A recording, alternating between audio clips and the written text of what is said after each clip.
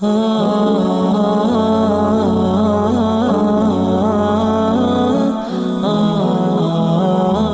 mulia yang selalu terucapkan dari orang-orang yang menjaga kesucian hubungannya dengan Sang Pencipta Allah. Allah Subhanahu wa taala telah menjadikan dua rangkaian kata ini, alhamdulillah, adalah kalimat penghubung antara Dia dengan hamba-hambanya, yang dengannya segala kebutuhan kita untuk menjalankan roda kehidupan di muka bumi ini akan terpenuhi. Apapun itu yang kita butuhkan selama nikmat dari Allah Subhanahu wa taala dan bukan pelanggaran, maka akan dipenuhi. Dan puncaknya nanti di akhirat di surga akan mendapatkan derajat yang tinggi. Oleh karena itu, jadilah hamba Allah yang selalu mengucapkan dua kalimat ini, alhamdulillah. Selanjutnya kita panjatkan salam hormat kita kepada utusan Allah Nabi besar Muhammad sallallahu alaihi wa ala alihi wa sahbihi wasallam, sebagaimana Allah telah perintahkan kita untuk mengucapkan salam hormat tersebut. Dan tentu juga sebagai balas jasa 23 tahun dari masa hidup beliau semuanya dihabiskan untuk agama ini. 13 tahun fase Mekah dengan hinaan, cacian, puncaknya diusir dari kampung halamannya, kota Mekah. Dan kita tahu betapa pedihnya orang kalau diusir dari kampung halamannya. Dan 10 tahun fase Madinah, semuanya penyempurnaan agama, sehingga sampai kepada kita agama yang mulia, agama Islami, dan kita bisa jadikan sebagai panduan hidup kita. Dan juga tentunya kita berharap apa yang telah dijanjikan dengan satu kali salam hormat kepada beliau akan dibalas dengan 10 rahmat Allah. Dan rahmat Allah meliputi pengampunan dosa, peninggian derajat, pemenuhan kebutuhan, dan solusi dari permasalahan-permasalahan. Oleh karena itu, setelah memuji Allah, sangat wajar kalau kita selalu mengucapkan salam hormat kepada beliau. Pertama-tama, ahlan wa sahlan, selamat datang semua ibu-ibu yang bergabung dalam majelis ta'lim ini, ataupun mungkin ada dari tempat-tempat lain yang bergabung. Semoga saja Allah ikhlaskan niat ibu-ibu sekalian, serta juga Allah catatkan setiap langkah dan pengorbanannya untuk datang ke kota Jakarta dicatat pahala oleh Allah Subhanahu wa taala.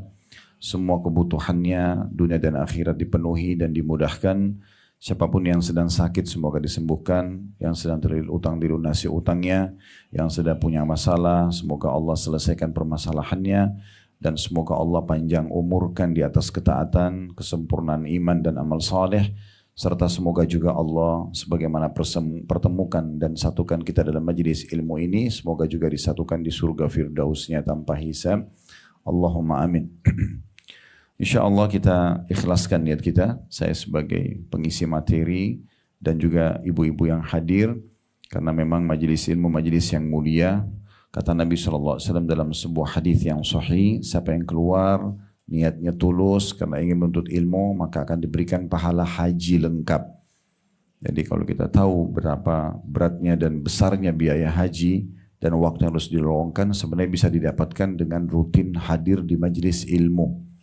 Juga dalam hadis yang lain yang sahih, kata Nabi SAW, sampai yang keluar ikhlas menuntut ilmu, maka dia seperti orang yang sedang berada di jalan Allah, maksudnya seperti pahala jihad. Juga dalam hadis yang lain, Allah Subhanahu wa taala memiliki golongan malaikat yang khusus keliling di muka bumi ini. Mereka mencari majlis-majlis ilmu atau majlis zikir. Kalau mereka temukan, maka mereka saling panggil satu sama yang lain. Kemudian mereka memenuhi dari majlis itu sampai ke langit, karena mulianya majlis ilmu itu. Memang kelebihan agama kita adalah ilmu ini, ibu-ibu sekalian. Jadi memang duduk mendengarkan ilmu itu bagian daripada agama kita. Nabi Muhammad SAW sangat senang kalau ada orang yang datang menuntut ilmu, walaupun hanya mendengarkan sebuah hadis atau sebuah ayat saja. Dan beliau mengatakan, marhaban bi talabatil ilm, selamat datang kepada para penuntut ilmu. Ilmu ini, ilmu agama, lebih kita butuhkan daripada makanan pada saat lapar, minuman pada saat haus, tempat tidur pada saat letih, obat pada saat sakit. Karena ilmu agama ini nanti akan memandu kita mana makanan, mana minuman, mana tempat tidur, mana obat yang boleh dan tidak boleh. Maka belajar seperti ini itu bukan pilihan, tapi sebuah kewajiban. Sebagaimana kata Nabi SAW, talabul ilmi faridatun ala kulli muslim. Menuntut ilmu itu adalah kewajiban dalam agama Islam atau bagi setiap muslim. Dan memang kita harus saling mengingatkan, ibu-ibu sekalian, saya duduk di sini bukan karena saya lebih tahu, tapi sesuai dengan permintaan dari teman-teman sekalian untuk kita duduk saling memberikan nasihat. Memang agama ini semuanya nasihat. Kita harus saling menasihatin. Dan belum tentu orang yang bicara itu lebih alim atau lebih baik daripada orang yang sedang berbicara atau sedang mendengarkan. Tetapi umat Islam memang saling memberikan nasihat satu sama yang lain. Sahabat-sahabat Nabi Ridwanullahi alaihim itu mereka kalau bertemu walaupun cuma berpapasan lepas sholat di masjid misalnya, sebelum mereka berpisah pasti mereka mengucapkan kata-kata ta'al nu'minu sa'ah. Ayo kita tambah iman kita sesaat. Walaupun mereka hanya saling mengingatkan surah Al-Asr saja. Sebelum berpisah ini ketemu di masjid. Mungkin sebelumnya, sholat sebelumnya juga ketemu. Mungkin sebelumnya ketemu di pasar atau di jalan. Tetapi setiap kali mereka ketemu sebelum berpisah, pasti mereka mengatakan, ayo kita tambah iman kita sesaat. Dengan cara seperti apa? Mereka saling mengingatkan walaupun surah Al-Asr saja. Bismillahirrahmanirrahim wal asr. Demi waktu kalian di dunia ini yang sangat terbatas. Innal insana lafi khusr. Banyak sekali manusia dalam keadaan rugi dan menyesal nanti di akhirat. Illa alladzina amanu wa amilus salihat. Kecuali orang yang sibuk dengan keimanan dan amal-amal salehnya. Wa tawassaw bil haqq, saling mewasiatkan kebenaran ini, wa tawassaw bis sabr, dan saling mewasiatkan agar sabar dalam melaluinya. Jadi memang ini penting sekali untuk selalu diadakan. Ada orang kadang-kadang menuntut ilmu seminggu sekali atau sebulan sekali. Ini sayang, waktunya banyak terbuang. Ya. Imam Nawawi rahimahullah kalau pernah dengar, penulis buku Riyadhus Shalihin, beliau setiap hari belajar 13 kitab di 13 guru. Jadi mendengarkan ilmu begini di 13 guru di 13 kitab setiap harinya. Makanya beliau meninggal di umur 39 atau 40 tahun, karyanya banyak sekali. Nah harusnya seperti itu. Sekarang alhamdulillah di masa ini ibu-ibu sekalian, media sudah sangat termudahkan buat kita. Di zaman dulu orang kalau mau pergi belajar itu naik kuda, naik unta, jarak sebulan, jauh sekali. Imam Bukhari rahimahullah pernah melakukan perjalanan 1 bulan naik kuda, naik unta, itu hanya naik keledai, menunggangi keledai itu hanya untuk mencari sebuah hadis di ujung wilayah Persia pada saat itu. Jadi memang sangat luar biasa ya Allah mudahkan di masa sekarang handphone kita sudah menjadi perpustakaan berjalan. Sempat hadir begini alhamdulillah, tidak sempat hadir bisa online mendengarkan ceramah-ceramah. Saya hanya mengingatkan supaya ibu-ibu bisa selalu rutin, intens untuk belajar bersama kami di Khalid Basalamah Official di YouTube kami itu. Kalau ibu-ibu klik logonya, di bawah nanti akan ada beranda, ada video, ada segala macam, ada playlist. Kalau ibu klik playlist, maka akan keluar semua lebih dari 40 kajian kitab yang sudah kami bedah. Ya, jadi ada 40 kajian kitab yang bisa ibu jadikan kurikulum halian. Jadi ibu lowongkan 1 jam 1 hari sebelum tidur, usahakan dengar. Misalnya hari Senin, kajian kitab Minhajul Muslim. Buku ini bu, sekitar hampir 1000 lembar, 990 lembar. Itu semua berisikan apa yang ibu butuhkan dalam agama Islam. Ini kalau saya bahasakan buku ini, dia seperti kamus Islam. Harganya tidak sampai 200.000, tapi hampir 1000 lembar. Semua sudah kami bedah, ada di playlist YouTube kecuali 1 bab, tinggal bab warisan saja yang belum. Itu ibu bisa jadikan kurikulum setiap Senin, cuma ikutin buku Minhajul Muslim saja. Nanti Senin depan baru lanjut lagi bab selanjutnya. Senin depan begitu, jadi seperti orang yang sedang kuliah bersama kami, tapi tanpa ketemu tatap wajah secara langsung, cuma media memudahkan, melalui handphone saja. Dan supaya tidak ganggu aktivitas ibu-ibu sekalian, itu di malam hari saja, 1 jam sebelum tidur, dengarkan. Hari Senin misalnya kitab Minhajul Muslim, hari Selasa ibu kalau mau belajar hadis, kami ada 3 buku yang sudah dibedah. Ada Sahih Hadis Qudsi, ada Riyadhus Shalihin, dan ada Sahih At-Targhib Tarhib. Kalau Riyadhus Shalihin dan Sahih Targhib Tarhib sedang berjalan sekarang. Riyadhus Shalihin setiap Rabu siang pukul 13.00 sampai 14.00 1 jam itu online. Seluruh Indonesia, seluruh dunia, orang-orang Indonesia bisa ikutin tentunya. Kemudian juga di hari Jumat ada Sahih At-Targhib Tarhib. Semuanya isinya hadis-hadis tentang motivasi untuk melakukan perbuatan-perbuatan baik dan hadis-hadis yang mengingatkan ancaman bagi para pelaku pelanggar. Misalnya ibu mau hari Rabu belajar tentang dosa-dosa besar. Kami sudah membahas 160-an lebih dosa-dosa besar. Dari syirik kepada Allah, durhaka pada orang tua, ada riba, ada zina, ada segala macam. Itu semua ada 160 lebih ibu bisa jadikan kurikulum. Hanya hari Rabu saja. Hari ini, hari Rabu misalnya, anggap hari ini hari Rabu contohnya, ibu dengar dosa besar yang pertama syirik. Rabu depan baru lanjut dosa besar yang kedua misalnya bakti pada durhaka pada orang tua dan begitu seterusnya. Kalau mau belajar masalah berhubungan dengan rumah tangga, pendidikan anak, ya bagaimana ruqyah syariah mengobati diri kita dan keluarga dari gangguan-gangguan sihir, syaitan, itu ada kajian buku Mahkota Pengantin. Sekitar mungkin 400-an lembar, buku itu sudah dibedah semuanya. Itu bisa dikurikulumkan hari Kamis misalnya, dengarin itu. Hari Jumat mau dengar tentang sejarah Nabi, ada 40 lebih episode sejarah Nabi dan juga ada 60 lebih serial sahabat. Yaitu sebulan sekali kami tablik akbar di Blok M Square di Jakarta Pusat. Itu ada jam habis duhur, nanti Sabtu depan ini insya Allah. Kalau ibu-ibu ada kerabat dan kenalan di Jakarta bisa dikasih di share jadwal itu. Kita ada tablik akbar sekitar 2 jam sampai 2 jam setengah bahas tentang sahabat Nabi. Biografinya, kemudian bagaimana masuk Islamnya, apa keutamaan di dalam Islam dan pelajaran yang bisa diambil dari figur itu. Supaya kita selalu mengidolakan sahabat-sahabat yang memang hidup bersama Nabi Muhammad SAW. Jadi mereka langsung lihat Nabi, mereka makan bersama Nabi, mereka berperang bersama Nabi. Ini penting untuk dipelajari sejarahnya. Sudah ada 60 lebih, kurang lebih 67 atau 68 serial sahabat sudah dibedah. Itu bisa dijadikan kurikulum misalnya di hari Jumat. Hari Sabtu mau belajar tentang masalah yang lainnya cukup banyak fikih, ada Bulughul Maram 1435 hadis sudah dibedah semuanya gitu kan. Hari Ahad misalnya mau bahas tentang yang lainnya cukup banyak. Buku-buku akidah, buku-buku seperti ada kitab Tauhid 66 bab sudah dibahas.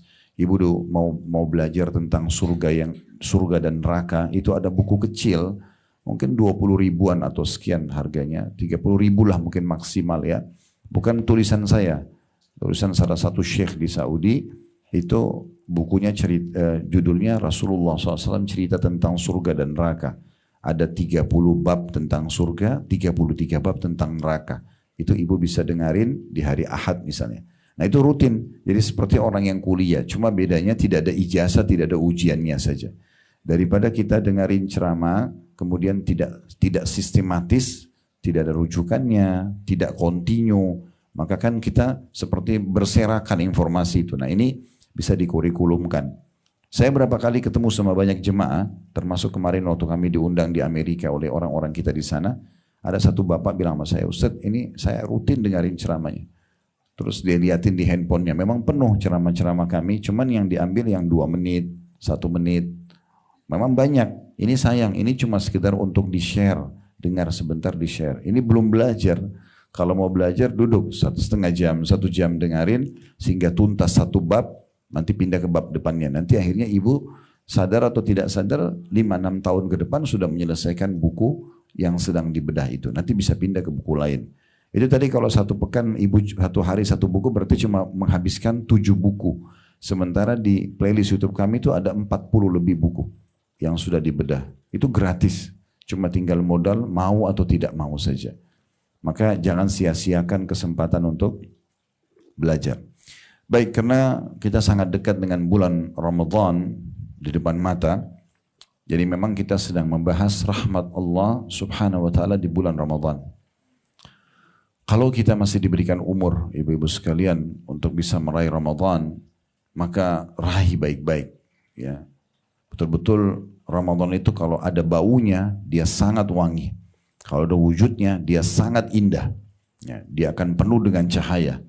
Ini bulan yang Allah pilih secara khusus dari 12 bulan atau yang ada dalam 1 tahun, dikhususkan bulan ini dengan banyak sekali keutamaan.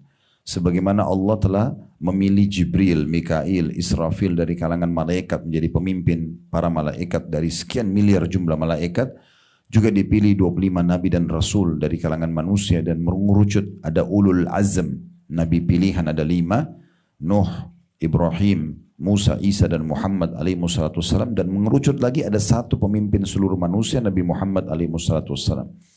Begitu juga Allah muliakan tempat, ada Mekah sama Madinah. Sholat di Mekah 100.000 pahala dibandingkan tempat lain. Sholat di Masjid Nabawi di Madinah 1.000. Ini Allah muliakan tempat-tempat ini. Begitu juga dengan waktu, Allah muliakan Ramadan dibandingkan bulan-bulan lain.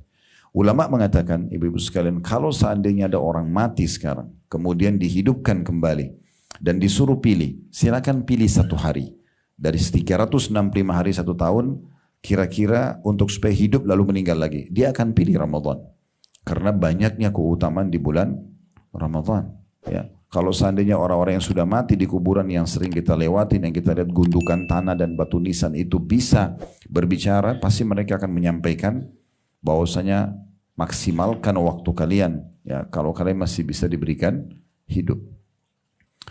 Saya dulu buka ceramah kita ini juga dengan sebuah kisah, Bu, ya. Di masa Nabi Muhammad SAW dulu ada 3 orang masuk Islam. Dari Arab Badui, satu suku masuk Islam. 3-3-nya ini kemudian dijamu dan diberikan tempat oleh seorang sahabat mulia namanya Talha bin Ubaidillah radhiyallahu anhu. Ini salah satu dari 10 sahabat yang dijamin masuk surga.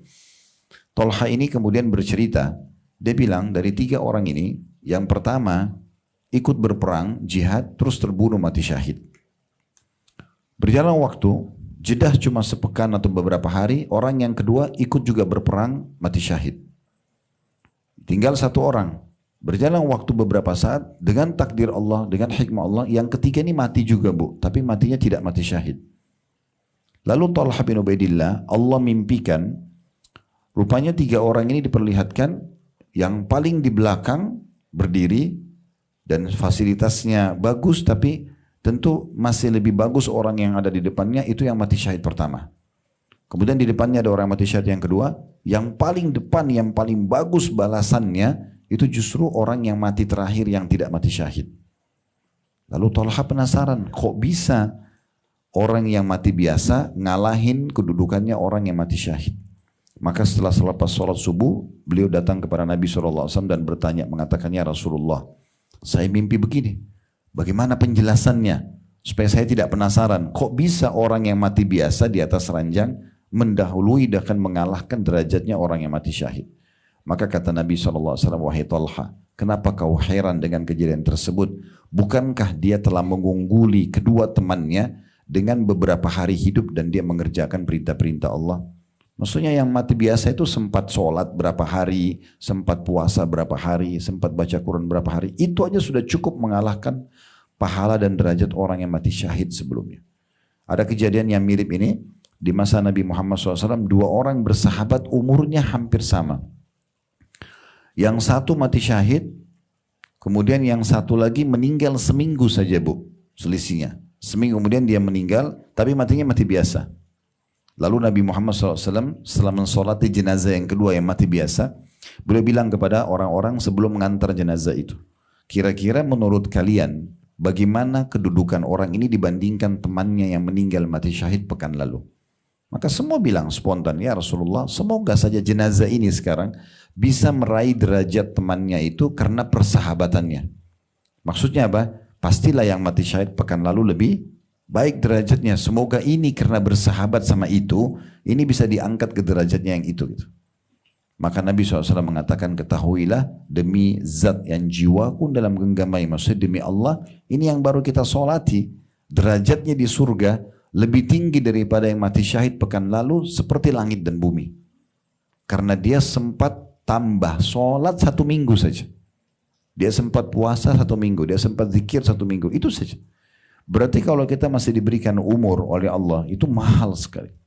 Walaupun hanya hitungan detik, hitungan menit dengan seseorang yang sudah meninggal sebelum kita, kalau kita bisa pakai zikir aja, subhanallah saja, astagfirullah saja misalnya, atau kita sempat sedekah uang kita, atau kita sempat senyum dengan muslim, atau jenguk orang sakit, atau bakti sama orang tua, apa saja kebaikan, itu sudah sangat luar biasa kelebihan yang bisa kita dapatkan. Oleh karena itu dengan datangnya Ramadan ini betul-betul kita harus maksimalkan, ya. Tepis semua was-was syaitan yang membuat kita berpikir, oh kalau Ramadan tiba saya harus puasa 1 bulan. Puasa ini, Bu, training kesehatan. Kalau badan kita ini robot, ya, kalau badan kita robot, ini mungkin sudah rusak. Karena kita makan pedas, makan asin, panas, dingin, tidak pernah berhenti. Apalagi yang tidak pernah puasa Senin Kamis, nggak puasa Iyamul Bid, ya 3 hari setiap bulan. Jadi dia 11 bulan selalu begitu. Apalagi kadang-kadang kita di Indonesia malam aja masih makan. Tambah lagi nasi goreng, tambah lagi mie goreng, pakai minyak. Ini kan luar biasa beratnya buat tubuh gitu ya. Maka Allah datangkan Ramadan 1 bulan itu terapi kesehatan. Itu terapi kesehatan. Jadi dia bukan penyiksaan sebenarnya. Jadi karat-karat di tubuh, di usus kita, sisa-sisa makanan, kotoran itu bakteri sebenarnya sedang dikeluarkan dengan puasa. Karena di masa-masa kita harus makan di siang hari, itu kita tidak pakai makan. Maka dikelolalah oleh tubuh kita lemak-lemak yang ada ya, dan dibersihkan. Sebenarnya sehat. Makanya orang kalau tiba Idul Fitri sehat-sehat saja. Kan kita sudah berapa tahun puasa tidak ada masalah. Tapi syaitan biasa menanamkan rasa persepsi itu. Oh nanti berat ya. Niat itu Bu. Niat itu bahasa lainnya sugesti. Ya, bahasa lain sugesti. Jadi kalau ibu bilang pas sahur saya kayaknya nanti jam 11 lapar ya. Niatnya begitu. Sugestinya sampai jam 11 saja. Ya jam 11 lapar nanti. Tapi kalau cuma makan sebutir kurma, minum segelas air, tapi niatnya, sugestinya sampai azan maghrib, bisa tahan. Pernah lalui kan begitu? Jadi sebenarnya itu tinggal masalah persepsi kita saja. Jadi jangan anggap puasa itu adalah satu yang merupakan penyiksaan.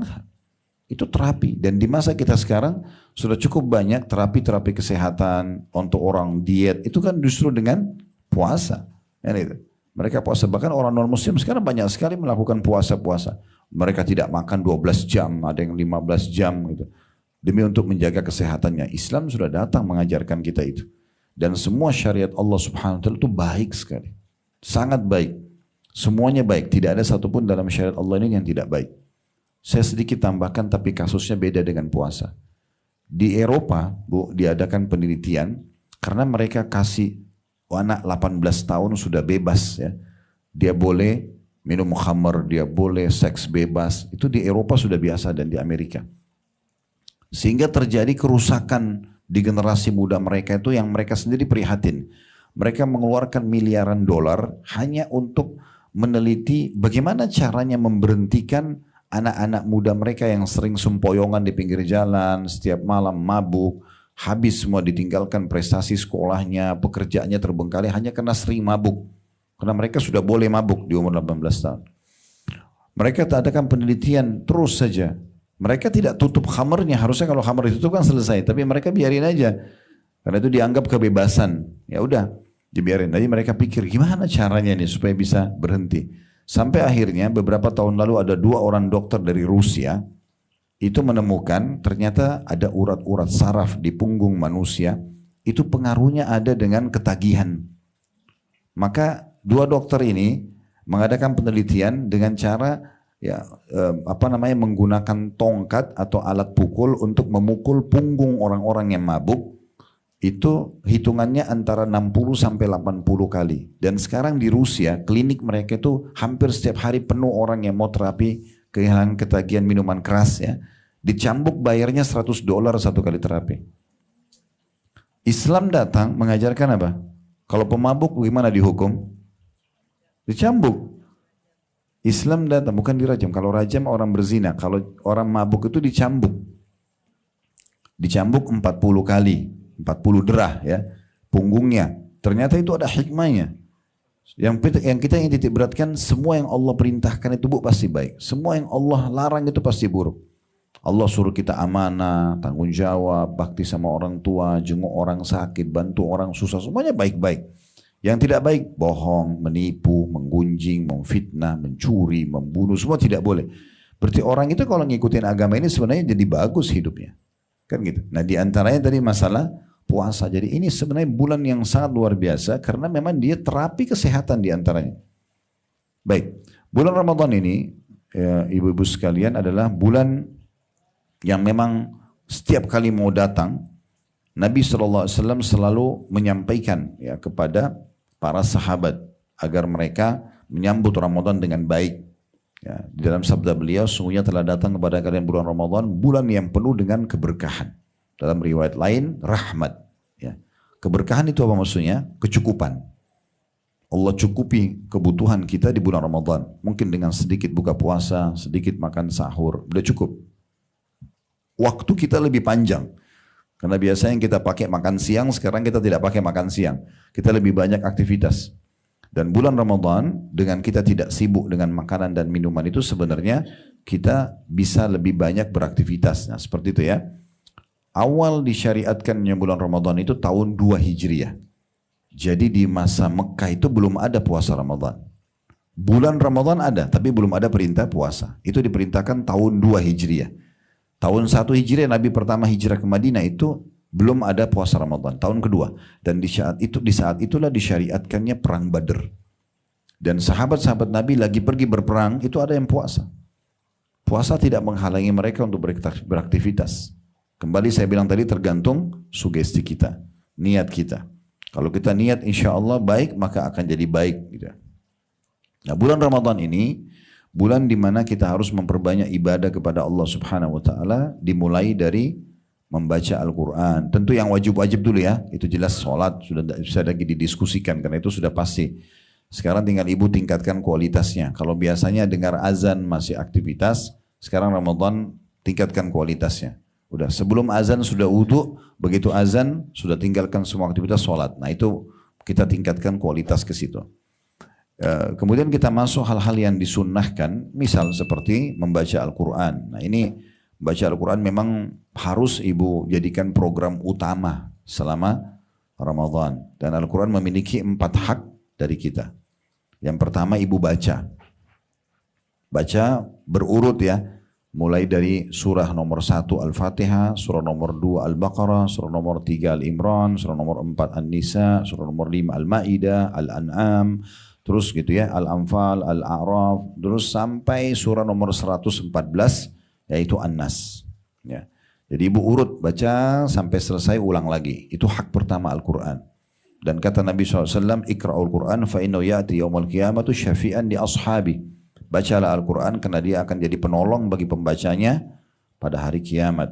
Dia akan datang di hadapan Allah mengatakan, sungguhnya ya Allah, dia meninggalkan tidurnya ya, demi untuk membacaku di malam hari, maka berikanlah pertolongan kepadanya, maka Allah berikan pertolongan dengan itu. Dan juga Nabi SAW itu ya, sangat dermawan, ajwad. Ya, kata sahabat Nabi yang bernama Jabir radhiyallahu anhu atau Ibnu Abbas meriwayatkan ya, beliau mengatakan karena Rasulullah SAW ajwadun nas. Rasulullah SAW itu orang yang paling dermawan, suka sekali berbuat kebaikan, berbagi dengan orang. Wa kana ajwadu ma yakunu fi Ramadan hatta atuhina yalqahu Jibril. Dan beliau lebih dermawan lagi, lebih rajin lagi bersedekah di bulan Ramadan pada saat Jibril menemuinya. Wa kana yalqahu fi kulli lailatin min Ramadan fayudarisuhul Quran. Dan setiap malam Jibril datang menemui Nabi SAW dan mengajarkan kepada beliau Al-Quran. Ini berarti Nabi SAW jadikan program rutinnya sedekah dan baca Quran itu di Ramadan. Jadi membaca ini. Ibu ngerti nggak ngerti artinya tetap baca dan usahakan di khatam. Ya. Hak yang kedua, ibu tadabbur. Apa itu tadabbur? Membaca Al-Quran dengan terjemahannya. Tahu apa yang Allah titip pesan di situ. Minimal bu, surah yang biasa ibu baca. Masa ibu 20-30 tahun sholat, inna ata'ina nggak tahu artinya. Kan gitu. Wattini wazzaitun tidak tahu artinya. Tabbat yada tidak tahu artinya. Kan sayang banget. Sementara salah satu sebab kita khusyuk adalah ngerti apa yang kita baca. Al-Fatihah tidak tahu artinya misalnya, Al-Falaq tidak tahu artinya, An-Nas tidak tahu artinya, ini sayang sekali. Nah ibu pilih surah-surah dalam tadabbur ini yang ibu paling ingin baca, tahu terjemahannya. Misalnya ibu-ibu mau tentang perempuan ada surah An-Nisa, ada surah Maryam. Misalnya mau baca tentang nabi-nabi, ada surah Hud, surah Yunus, Yusuf, Ibrahim, ya. Kemudian Muhammad SAW ada surah nabi-nabi. Mau belajar tentang hari kiamat ada surah Al-Zalzalah, ada surah Al-Qiyamah.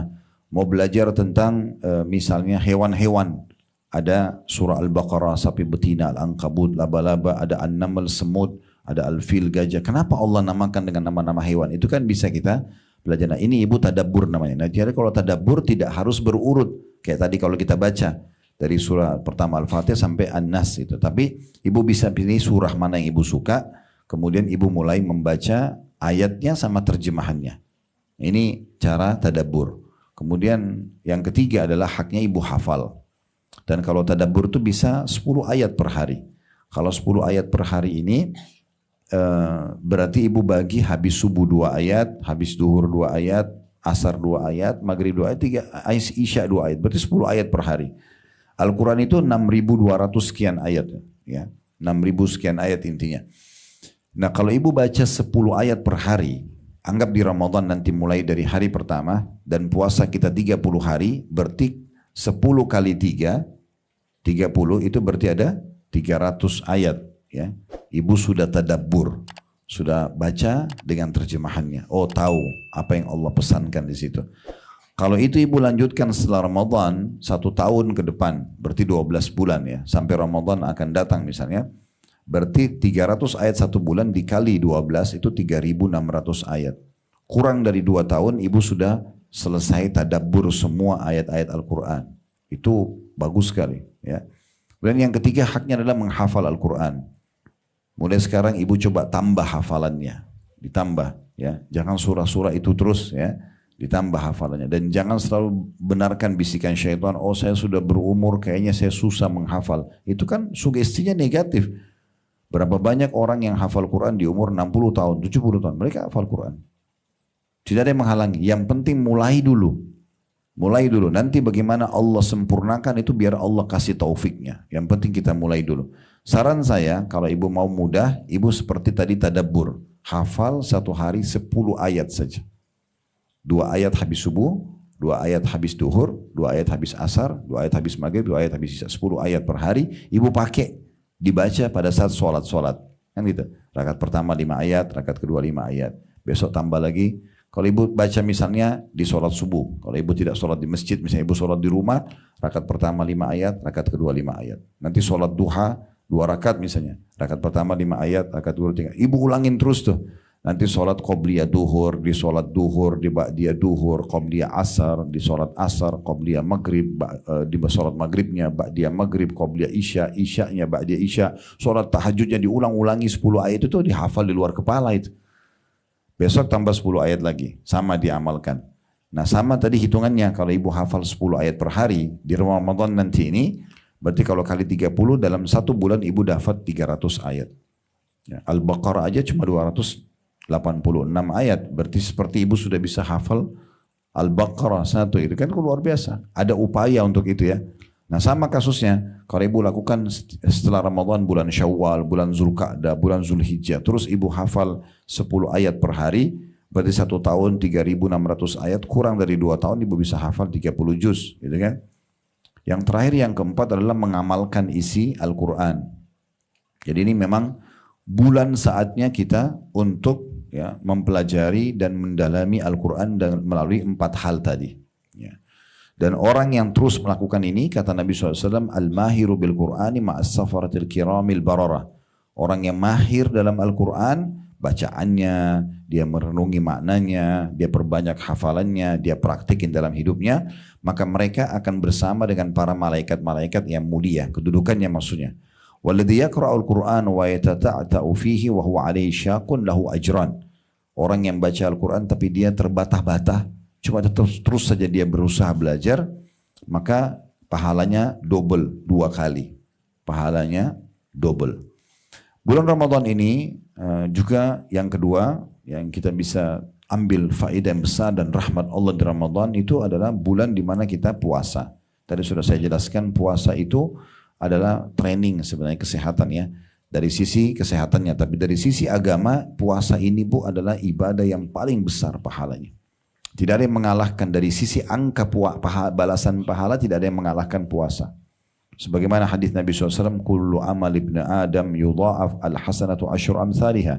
Semua amal ibadah anak Adam, sholatnya, sedekahnya, bakti orang tuanya, haji, umrohnya, semuanya itu dilipat gandakan sampai 10 kali lipat. Ila sabamiyah di'fin, sampai 700 kali lipat, tergantung kadar keikhlasan. Qala Allahu Azza wa Jal, Allah yang maha mulia dan maha tinggi berfirman, illa saum, kecuali puasa. Fa innahu li wa ana ajzi bihi.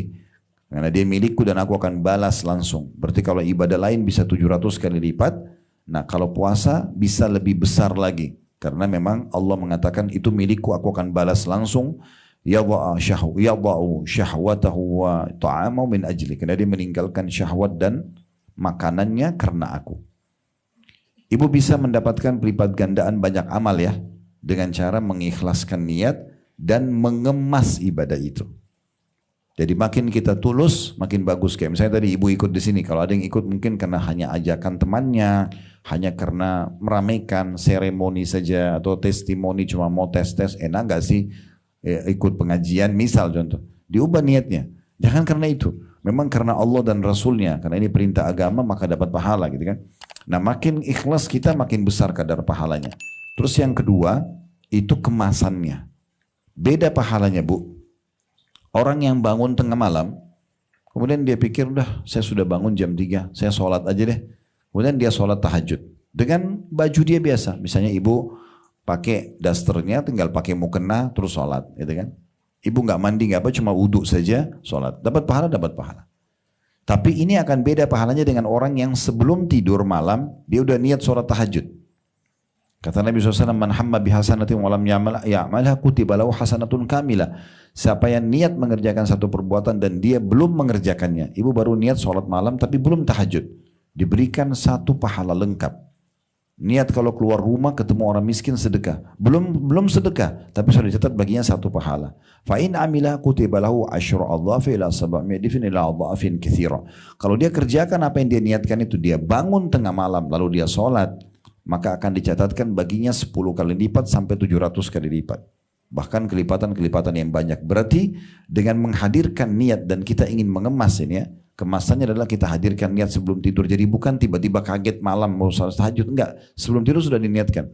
Ibu udah siapkan mukennah yang paling bersih, bubuhi minyak wangi di sejadah. Ibu udah pilih ayat-ayat yang ibu mau baca misalnya. Bahkan kalau perlu bangun tidur ibu mandi dulu karena ingin bertemu dengan Allah, ingin munajat sama Allah. Ini kemasannya, pahalanya beda.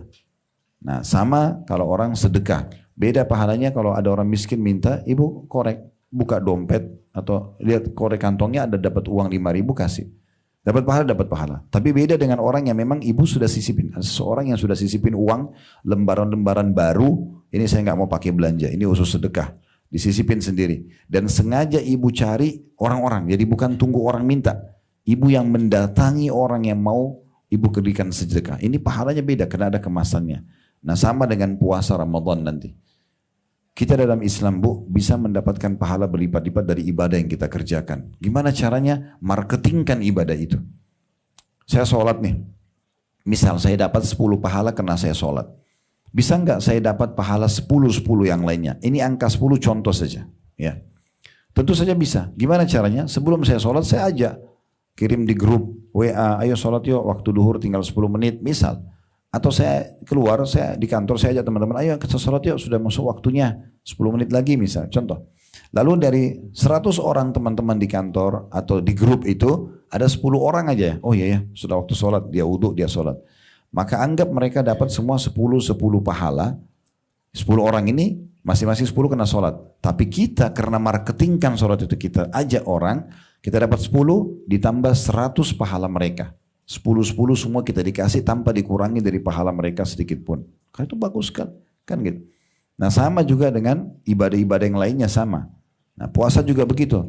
Ibu motivasi orang, ibu ajak orang. Bahkan kita punya kesempatan luar biasa untuk melipat gandakan pahala kita di Ramadan ini dengan membuka puasakan orang. Ya, buka puasain orang. Ya, ibu siapin semampunya. Ibu cuma mampu 1 gelas air mineral nggak masalah. Tapi ini sering saya kasih contoh di pengajian. 1 dus air mineral bu, itu harganya 20.000 sampai 30.000. Isinya 48 gelas. Pernah lihat kan itu? Itu murah sekali. Anggap 30.000 misalnya. Kita beli. Berarti kalau ibu sedekah itu saja 1 dus 30.000 48 gelas untuk 1 bulan deh. Satu aja ibu cuma keluarin 30.000 keluarin. Berarti ibu di Ramadan nanti itu atau 1 hari saja ibu keluarkan. Sekali saja. Di hari pertama Ramadan misalnya. Berarti hari pertama Ramadan ibu dapat pahala puasa ibu sendiri plus ibu dapat 48 pahala puasanya orang lain. Kalau masing-masing orang yang puasa minum 1 gelas, ibu nyumbang di musola dekat rumah, misalnya ibu kirim ke rumah keluarga, ibu kirim ke pesantren, berarti kita bisa di hari yang sama dapat 49 pahala puasa. Satu kita 48 yang lain. Ini kita bicara 1 dus ya. Kalau ibu programin 1 hari 1 dus. Misal 30.000 1 hari. Kali 30 hari berarti 900.000 1 bulan. Ibu kasih. Berarti 48 kali 30. Gitu kan. Itu banyak sekali pahala yang bisa kita dapatkan. Baik. Kalau tidak mampu, maka minimal bantu orang yang siapkan buka puasa. Kayak misalnya ibu ke musola dekat rumah. Menjelang buka puasa. Ibu bantu-bantu aja. Siap-siapin buka puasanya, itu juga dapat pahala mereka, gitu kan? Kalau tidak bisa juga misalnya, maka pada saat ibu buka puasa di musola dekat rumah, minimal berikan saja kurma atau air ibu kepada teman di sebelah. Ini loh, supaya saya dapat pahala kamu. Dia juga mungkin kasih kepada kita, kita juga dapat pahalanya. Ini modalnya cuma pindahin air doang. Kalau ini juga tidak mau, luar biasa. Sayang sekali gitu, ya, tersia-siakan.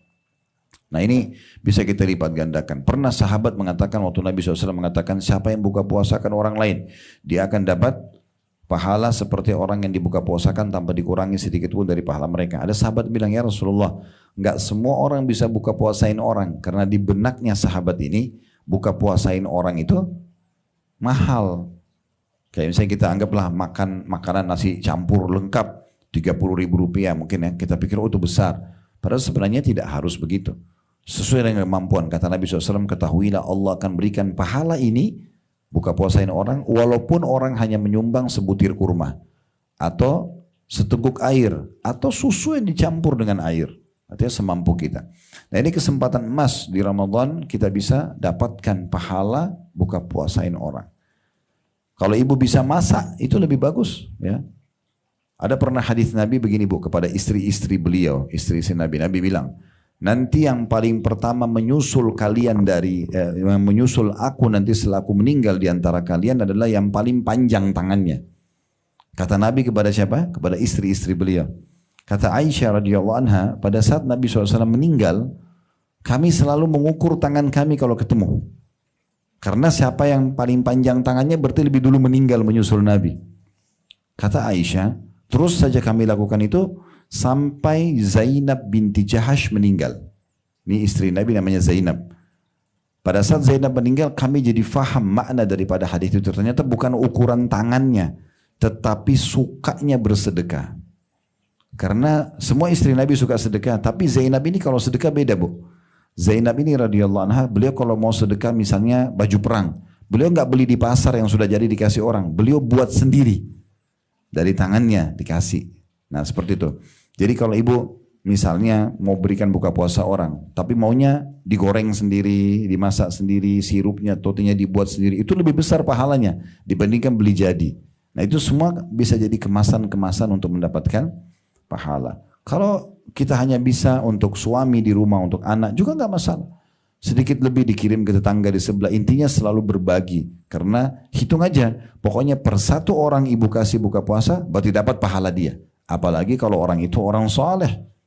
Hari itu dia banyak baca Quran, dia puasa dengan baik, dia banyak zikir, itu luar biasa pahalanya. Luar biasa pahala yang bisa didapatkan. Nah ini diantara rahmat Allah di bulan Ramadan. Kita bisa melakukan ibadah puasa yang paling besar pahalanya dan kita bisa lipat gandakan dengan membuka puasakan orang. Yang ketiga bu, di rahmat Allah di bulan Ramadan adalah kita bisa dibersihkan atau membersihkan dosa-dosa kita.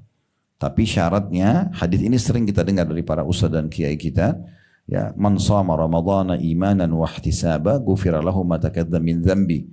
Siapa yang berpuasa Ramadan dengan 2 syarat. Ya, dia karena keimanan, yakin ini perintah Allah. Jadi bukan karena enggak enak sama tetangga, enggak enak sama kerabat, dan bukan, memang tidak ada urusannya. Manusia semua tidak ada yang puasa, tetap kita puasa karena keimanan kepada Allah. Itu namanya keimanan. Dan ihtisab, mengharapkan pahalanya. Sebetulnya kita mau kejar pahalanya, maka dibersihkan dosa-dosanya yang telah lalu. Berarti bulan ini betul-betul rahmat Allah besar sekali karena bisa bersih dosa kita semua. Sebagaimana beliau mengatakan, ya Ramadan ke Ramadan setelahnya adalah pembersihan dosa di antara keduanya. Jadi ini pembersihan dosa yang sangat luar biasa, gitu kan? Begitu juga dengan sholat malamnya. Salat tarawih, ya. Itu kata Nabi SAW, man qama ramadhana imanan wa ihtisaba ghufira lahu ma taqaddama min dhanbi. Siapa yang mendirikan malam Ramadan, salat tarawih, ya, itu karena keimanan dan mengharapkan pahalanya, maka dibersihkan dosa-dosanya yang lalu. Jadi di siang hari kita bisa bersihkan dengan puasa, dosa kita di malam hari dengan salat tarawihnya. Nah tarawih ini Bu, bahasa terjemahannya adalah santai, ya. Tarawih itu santai. Kenapa dikatakan santai? Karena selain Ramadan, sholat malamnya paling afdal di sepertiga malam. Ya, gitu. Nah kalau di Ramadan, agar umat Islam yang belum terbiasa sholat malam dalam 1 tahun, minimal di buku amal mereka tercatat pernah sholat malam. Itulah tarawih. Karena mudah, selepas ba'diyah isya sudah dikerjakan. Terlebih lagi dianjurkan semua umat ini mengerjakannya. Makanya kan masjid-masjid, musola semuanya penuh kan. Nah jangan cuma dengar aja ayat yang dibaca. Padahal kita mampu untuk kerjakan sholat itu. Mudahkan itu, ya, kerjakan. Kata Nabi SAW, siapa yang sholat malam Ramadan itu atau tarawihnya bersama imam sampai imam bubar, maka dicatat dia seperti sholat semalam suntuk. Seperti semalam suntuk, ibu nggak berhenti sholat. Nah ini luar biasa besarnya rahmat Allah subhanahu wa ta'ala di sana. Yang keempat, di antara rahmat Allah subhanahu wa ta'ala di Ramadan adalah dibukanya pintu-pintu surga. Dibuka pintu-pintu surga. Ini bisa kita katakan yang keempat. Yang kelima ditutup pintu neraka. Yang keenam dibelenggu syaitan. Jadi ada 3 poin. Poin yang keempat adalah dibuka pintu surga. Poin kelima ditutup pintu neraka. Poin keenam dibelenggu syaitan. 3 poin ini Bu digabungkan dalam sebuah hadis Nabi SAW. Sebagaimana beliau bersabda di dalam hadis yang diriwayatkan Imam Muslim, "Qad ja'akum syahrul Ramadan syahrun mubarak." Telah datang kepada kalian bulan Ramadan, bulan yang penuh dengan berkah. Iftaradallahu alaikum siyamah. Allah mewajibkan kalian untuk puasa di saat itu. Fihi yuftahu abwabul jannah. Di saat itulah 30 hari itu dibuka pintu-pintu surga. Nanti saya jelaskan apa maknanya. Wa yughlaqu fihi abwabul jahim, dan ditutup pintu-pintu neraka.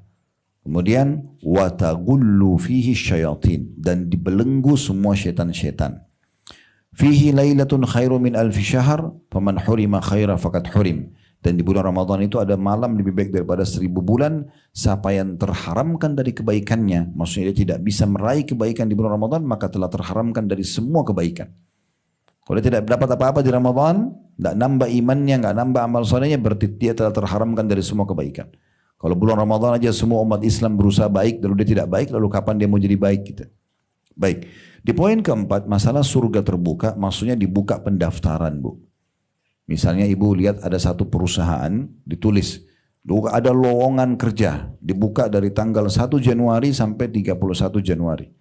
Orang yang datang mengajukan lamaran di waktu itu lebih dekat untuk bisa diterima, kan gitu. Saya lebih, karena dia ikuti peraturan, pas waktunya. Kalau orang datang mendaftar di Februari, bisa diterima, bisa tidak. Tapi ini waktu yang sudah ditentukan. Nah mirip itu sebenarnya. Ramadan dari iklan resmi, dari tanggal 1 sampai tanggal 30 Ramadan. Nanti ya, kalau kita misalnya Indonesia mulai hari Senin insya Allah. Berarti mulai tanggal 1 Ramadan sampai tanggal 30 Ramadan, iklan resmi dari Allah, siapa yang masuk surga silahkan. Nah, seperti itu. Jadi kesempatan daftar dirinya. Karena di saat itu orang semua menjadi baik. Siang hari puasa, malam hari sholat. Di antaranya baca Quran, berzikir.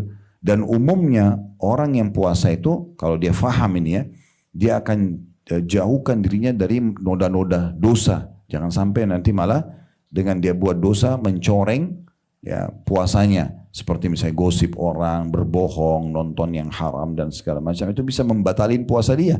Maka ditinggalkan semua, otomatis berarti dia kerjakan ketaatan, dia tinggalkan yang dilarang. Ini akan lebih membawa dia ke dalam surga. Itu maksudnya pendaftaran ke surga. Yang kelima, rahmat Allah itu adalah ditutup pintu neraka. Jadi ditutup semua pintu neraka, artinya tidak ada lagi orang yang masuk neraka di saat itu. Ya, dan perlu ibu fahami, di bulan Ramadan kata Nabi SAW itu ada orang-orang yang Allah bebaskan dari api neraka Bu. Dibebaskan dari api neraka, diistilahkan dengan utaqa'ur rahman atau utaqa minan nar ya. Orang-orang yang dibebaskan dari api neraka. Dan kata Nabi SAW, dan itu terjadi di setiap malam.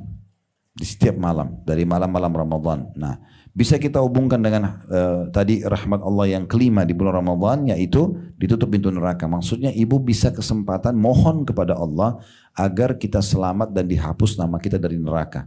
Karena sekarang ini Bu, di saat kita masih hidup, kita punya tempat di surga, punya tempat di neraka. Sampai nanti kita meninggal dunia. Kalau kita meninggal dalam keadaan muslim baik, kita masuk ke surga kita. Kalau kita meninggal dalam keadaan kafir, masuk ke neraka kita. Kan gitu. Jadi semua punya surga dan neraka. Nah, kita kesempatan Ramadan untuk menghapus nama kita dari api neraka. Mohon kepada Allah, ya Allah selamatkan aku, keluargaku, ya siapapun yang kita minta supaya diselamatkan dari api neraka.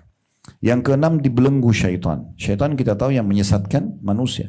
Belenggu itu berarti tangannya diikat, lehernya diikat, kakinya diikat.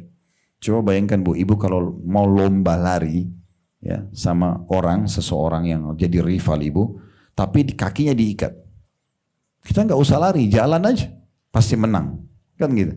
Itu kalau diikat biasa. Ini dibelenggu. Belenggu itu seperti ibu pernah lihat nggak orang diikat rantai, tapi ada besi besar. Nah itu dibelenggu itu ya. Jadi bukan cuma diikat biasa dia memang, dia nggak bisa gerak, lehernya pun ditahan, nggak bisa bergerak. Itu syaitan digituin sama Allah SWT di Ramadan saja. Berarti ibu di Ramadan tinggal santai saja ibadahnya, dosa tinggal nggak tolak, jauhi, selesai. Syaitan nggak bisa seleluasa menggoda kita di luar Ramadan. Dalam riwayat lain, sesungguhnya syaitan-syaitan jahat dibelenggu oleh Allah di bulan Ramadan sehingga mereka tidak leluasa seleluasa menggoda di luar Ramadan. Jadi kalau ada yang bilang, Ustaz kenapa di Ramadan masih ada orang buat dosa? Itu karena dia terlalu ikuti hawa nafsunya. Siapa kira-kira Bu yang menggoda iblis di saat Allah perintahkan dia untuk sujud kepada Adam, dia tidak mau sujud?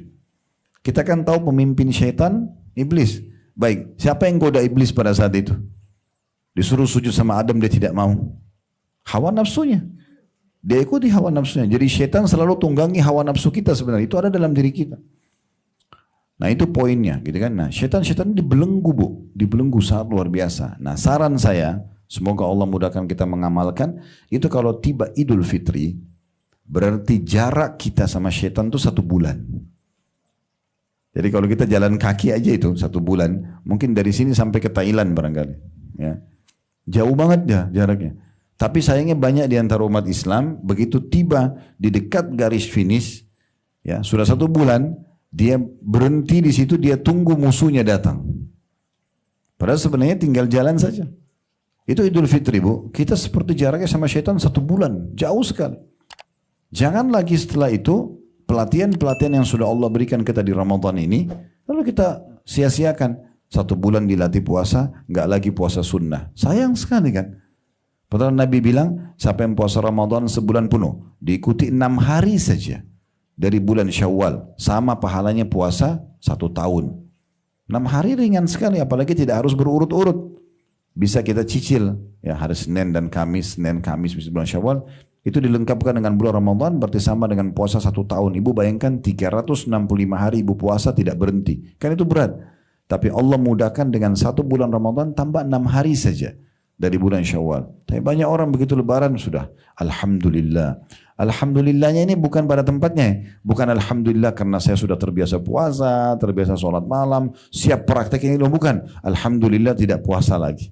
Alhamdulillah tidak lagi sholat malam. Alhamdulillah tidak baca Quran. Alhamdulillah sudah boleh pacaran lagi atau buat dosa. Kan jadi kacau ini. Salah. Alhamdulillah. Nah jadi praktekin itu. Justru Ramadan bulan pelatihan untuk kita praktekin ke depannya gitu ya. Jadi syaitan-syaitan dibelenggu, ini kesempatan emas. Yang ketujuh, doa-doa ibu diterima. Ini rahmat Allah luar biasa di Ramadan karena orang lagi puasa doanya diterima. Doanya diterima ya. Sebagaimana sabda Nabi SAW di dalam hadis yang diriwayatkan oleh Al-Bazzar. Dan ini dihasankan oleh para ulama, inna lillahi fi kulli yaumin utaqa'u minan nari fi syahr Ramadan. Sesungguhnya Allah memiliki hamba-hamba yang setiap ya malam atau setiap hari dibebaskan dari api neraka di bulan Ramadan. Setiap hari Allah hapus nama hambanya dari nanti dia meninggal tidak akan masuk neraka asal dia mohon di bulan Ramadan gitu, ya. Jadi maksudnya setelah itu Allah akan kasih taufiknya ya kepada dia supaya orang ini sibuk beribadah. Wa inna likulli muslimin da'watan yad'u biha fayastajibu lahu. Dan ketahuilah di bulan Ramadan itu semua muslim yang memanjatkan doanya akan diijabah, akan dikasih. Ini kesempatan dari mulai sahur, azan subuh sampai azan maghrib, semua itu waktu mustajab. Waktu mustajab, ibu doa. Nah, saran saya dalam masalah doa ini, ibu belajar untuk meninggalkan semua kata-kata buruk. Mulai dari situ dulu itu doanya. Jangan bilang kalau lihat dirinya di kaca, kok saya jelek ya. Kenapa harus kata-kata buruk? Bukan ibu yang susun alisnya, ibu yang bentuk hidung, ibu bukan Allah. Ibu masa hina pencipta ibu sendiri? Kan gitu. Jadi jangan dihina diri sendiri. Anaknya aktif. Kok kamu nakal nak? Ini kan kata-kata buruk. Ya. Syekh Sudais, salah satu imam Masjid Haram yang sudah puluhan tahun menjadi imam di sana. Tidak ada yang tidak kenal Abdurrahman Sudais, suaranya bagus sekali kan imam. Sekarang beliau ketua dua masjid mulia, Masjid Haram Mekah sama Masjid Nabawi. Beliau ditanya, diwawancarai sama salah satu TV di Saudi, apa rahasianya? Kenapa anda bisa menjadi imam haram yang sangat terkenal? Banyak imam-imam Masjid Haram Mekah, tapi tidak seperti anda gitu, dikenal. Saya pernah ke Irian bu, di pedalaman jauh sekali. Naik pesawat dari Jakarta ke Timika, Timika masih naik boat lagi 3 jam, 6 jam.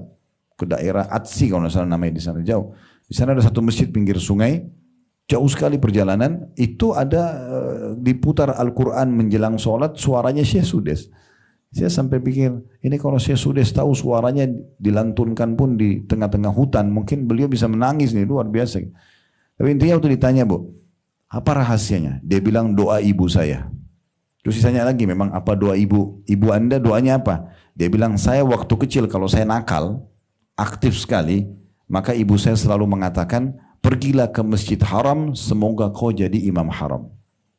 Ini ibunya lagi marah nih. Tapi doakan anaknya, baik. Jangan bilang ibu nyesal lahirin kamu. Kan jadi penyesalan terus. Ribut suami istri, saya nyesal nikah sama kamu. Jadi penyesalan terus. Semoga Allah berikan kau hidayah, semoga berubah, semoga jadi baik keadaan kita. Selalu itu. Dan mulai sekarang bu, ibu selalu ucapkan doa ini. Katakan begini, ya Allah, yang bilang, saya beristighfar kepadamu dari semua kata-kata buruk yang pernah aku ucapkan buat diriku, keluargaku, dan juga hartaku. Bisa saja ada orang terhalangi rezekinya karena dia sendiri selalu mengucapkan kata buruk. Mungkin buat dirinya, mungkin buat keluarganya. Jadi mulai doa itu dengan kata-kata yang baik. Ya, itu penting sekali. Dan kata Nabi SAW, "Ma min muslimin yad'u bida'watin laisa fiha ithmun wala qati'atur rahim illa atahu Allahu biha ihda thalath." Tidak ada seorang muslim pun yang berdoa tapi dengan syarat tidak diikuti dengan dosa dan memutus silaturahim keluarganya, kecuali Allah akan kasih dia melalui salah satu dari 3 tahapan. Kata Nabi SAW, "Imma an tu'ajjal lahu da'watu." Allah kasih langsung jawaban doanya. Wa imma an yaddakhiraha lahu fil akhirah, atau Allah simpan yang dia panen dalam bentuk pahala pada hari kiamat. Wa imma yasrifa anhu minas su'i mithlaha, atau Allah hilangkan keburukan yang akan menimpa dia. Maka para sahabat mengatakan, kalau idan nukthir, kalau gitu kami perbanyak ya Rasulullah. Kata Nabi SAW, Allahu akthar. Ketahuilah bahwasanya Allah yang lebih banyak mengabulkan doa-doa hambanya. Jadi ibu kalau berdoa, asal ibu ikhlas, tidak ada dosanya, maka pasti diterima. Hanya melalui salah satu 3 tahapan. Bisa ibu dikasih langsung, ya Allah sembuhin saya, Allah sembuhin. Atau ibu disimpankan dalam bentuk pahala, ibu panen hari kiamat, ya, karena ibu belum terima pahalanya di dunia, balasannya. Kemudian atau Allah hilangkan musibah yang akan menimpa dia. Jadi nggak ada yang sia-sia dalam berdoa. Nah itu penting sekali untuk digarisbawahi tentunya ya. Kemudian yang ke-8 bu, ibu kalau ada rezeki ya, kalau ada rezeki, kalau belum ada ibu bisa berdoa kepada Allah Subhanahu Wa Taala agar dimudahkan. Usahakan di bulan Ramadan bisa umroh. Ya, umroh Ramadan itu beda ya. Kalau ibu cuma bisa umroh sekali seumur hidup, minta supaya Allah kasih Ramadan. Kalau bisa setahun sekali, tetap Ramadan. Kalau bisa berapa kali 1 tahun, ya sudah, berarti diantaranya salah satunya Ramadan. Karena umrah Ramadan ini bu, pahalanya kata Nabi SAW, fa inna umrata fi Ramadhani taqdi hajjatan ma'i. Umrah di bulan Ramadan pahalanya sama dengan haji bersamaku. Jadi biayanya biaya umrah, pelaksanaannya umrah itu 3-4 jam selesai. Kalau haji kan harus idealnya 6 hari.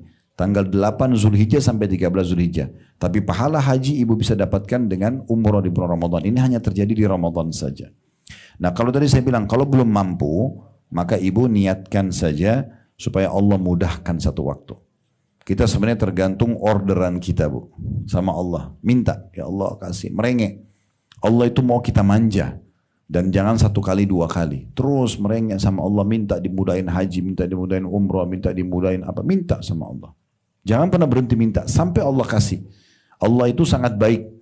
Dan Allah akan memberikan. Dan kata Nabi SAW, kalau Allah mendengar doa yang indah dari seorang hamba. Ibu merengek sama Allah, ya Allah berikan, ya Allah kasih. Maka Allah akan menerlambatkan jawabannya. Allah tunda beberapa saat agar hamba itu tetap dalam doanya. Karena kalau ibu bilang, ya Allah sembuhin saya, ibu sakit, tiba-tiba sembuh. Ibu masih berdoa? Enggak, umumnya orang misal ibu lagi sakit nih. Ibu bilang, ya Allah sembuhin saya. Terus penyakitnya sudah sembuh. Orang berhenti. Mungkin doa lain, tapi doa untuk kesembuhan kan sudah tidak. Iya kan? Maksudnya, dalam hadis ini kata Nabi, kalau Allah dengar doa yang indah dari seorang hamba, ya Allah sembuhin saya. Wahai zat Tuhan yang diimani keberadaannya, tidak ada Tuhan selain dia. Kita puji-puji Allah, minta. Maka Allah terlambatkan jawabannya. Beberapa saat saja. Dengan tujuan agar hamba ini tetap dalam doanya. Gitu ya. Dan dalam bab doa ini perlu ibu ketahui bahwasanya cara Allah memberikan kepada kita jawabannya, itu sesuai dengan sunnatullah atau sistem yang sudah Allah buat. Contoh misal, ya Allah sembuhin saya. Pertanyaannya, apakah Allah akan lemparkan obat dari langit? Terus bagaimana caranya saya tahu kalau doa saya sudah diijabah? Ibu habis berdoa nih tahajud, ya Allah sembuhin saya. Allah terima nih. Besok ibu ketemu sama teman atau tetangga, ngobrol-ngobrol. Tidak sengaja ngobrolin penyakit kita. Lalu dia ngomong, oh ada dokter yang bagus di sana. Kita ke sana, konsultasi cocok, resepnya cocok, sembuh. Inilah ijabah doa kita. Allah nggak lemparin obat dari langit. Ya Allah mudahin jodoh saya. Allah nggak lemparin manusia dari langit. Tiba-tiba ada yang suka, ada yang melamar, ada yang begini, ada sinyalnya. Ya itu tandanya. Gitu kan? Ya Allah mudahin rezeki buat saya. Mungkin Allah nggak akan lempar uang dari langit, tapi Allah mudahin ada yang tawarin untuk kerjasama, ada yang tawarin produk, ada yang tawarin ini dan itu. Misal contoh, jadi pintu rezeki itu terbuka. Nah seperti itu. Yang kesembilan, kita sudah tidak asing dengan adanya Lailatul Qadar. Nah ini walaupun terjadi bu, di 10 malam terakhir, di malam-malam ganjil bisa 21, 23, 25, 27 atau 29, tapi tetap saja ini kata sebagian ulama akan Allah berikan kepada orang yang memang merindukan malam itu. Memang dari awal Ramadan dia sudah sibuk ingin mempersiapkan diri di situ. Kalau orang yang bilang, sudahlah kayaknya terjadi di malam 25 atau 27, dia tebak-tebak saja. Nanti malam itu saja saya baru ibadah misal. Bisa saja Allah buat dia tidur. Dia nggak ibadah. Kan gitu. Tapi orang yang dari awal memang rindu dengan malam ini beda. Karena malam ini mahal sekali. Satu harinya, satu malam itu khairum min alfi syahr. Lebih baik daripada 1000 bulan. Kalau kita bagi jadi di tahun ini, tepatnya 83 tahun plus 4 bulan. Ibu bilang begini, subhanallah, pas Lailatul Qadar. Selama kita hidup kan berarti kita akan lalui itu ya. Karena malam itu pasti terlalui kan gitu. Selama kita hidup. Misalnya dia terjadi di malam 27, kita masih hidup. Berarti kita pasti laluin. Cuma siapa yang Allah kasih taufiknya untuk beribadah. Ada banyak orang sibuk dengan beli baju baru, ada orang sibuk dengan ini dan itu, ada orang tidur, ada orang kumpul-kumpul, tidak ada manfaatnya misalnya. Dia tidak dapat taufik untuk ibadah kan gitu. Nah ini Allah akan kasih taufiknya kepada orang-orang tertentu. Terutama malam itu usahakan berdiri untuk sholat tarawih atau sholat malamnya. Karena kata Nabi SAW, man qama Lailatul Qadri imanan wa ihtisaba ghufira lahu ma taqaddama min dzambi. Siapa yang mendirikan malam Lailatul Qadar karena keimanan dan mengharapkan pahalanya, dibersihkan dosa-dosanya yang telah lalu gitu kan. Maka kita maksimalkan ini. Jadi ini sama dengan 83 tahun plus 4 bulan. Kalau ibu bilang misalnya subhanallah pas Lailatul Qadar. Maka sama dengan mengucapkan subhanallah 1000 bulan. Atau 83 tahun plus 4 bulan. Atau sedekah 1000 rupiah. Sama dengan kalau pas Lailatul Qadar sama dengan 1000 bulan bersedekah. Baca Quran sama semua pahalanya. Oleh karena itu ini kita harus kejar dan niatkan dari sekarang. Dari sebelum Ramadan supaya Allah berikan kepada kita keutamaan Lailatul Qadar yang luar biasa gitu ya. Dan jangan pilih-pilih malamnya bu ya. Jangan bilang kayaknya malam 27. Kayaknya malam 25. Karena Nabi SAW lebih mengatakan taharru Lailatul Qadri fil witri min ashril awakhir min Ramadan. Kejar Lailatul Qadar itu di malam-malam ganjil dari 10 terakhir Ramadan. Berarti bisa malam 21, malam 23, malam 25, 27 atau 29. Maka dia bisa berkisar di situ. Maka jangan disia-siakan. Kerjakan semua kebaikan-kebaikan di waktu itu. Allahu a'lam. Dan kita berdoa kepada Allah Subhanahu wa taala, semoga Allah jadikan apa yang sudah kita pelajari iman bermanfaat. Allah panjangkan umur kita di atas ketaatan dan juga sempurnaan iman dan ilmu. Allah berikan kita maksimal ya umur yang Allah berikan kepada hamba-hambanya yang saleh, yang cukup panjang, semuanya dengan ketaatan kepadanya. Semoga Allah terima seluruh amal yang pernah kita kerjakan dengan pahala sempurna. Allah maafkan semua dosa-dosa kita. Allah menjaga ketentraman, kedamaian, persatuan dan kesatuan serta kemerdekaan negara kita. Allah berikan kita dan negeri kita yang tercinta Indonesia ini sampai hari kiamat nanti pemimpin-pemimpin yang baik, yang amanah, menjalankan tugas dengan baik. Serta juga Allah jadikan negara kita makmur, serta maju dan menjadi contoh bagi negara-negara yang lain. Tidak pernah lupa kita doakan saudara-saudara kita dimanapun yang sedang tertindas, terutama di hari-hari sekarang di Palestina dan khususnya di Gaza dan Rafah. Semoga Allah SWT ikhlaskan niat mereka, terima para syuhada mereka, muliakan Islam di tangan mereka dan tangan kita semua, dan semoga Allah ikut sertakan kita bersama mereka di pahala, baik dengan doa, dengan harta juga dengan jiwa kita, dan semoga Allah satukan kita semua di surga Firdausnya tanpa hisab, mana disatukan dalam majlis ilmu yang mulia ini. Allahumma amin. Wa sallallahu ala nabiyina Muhammadin wa alihi wa sahbihi wa sallam wa akhiru da'wani alhamdulillahi rabbil alamin.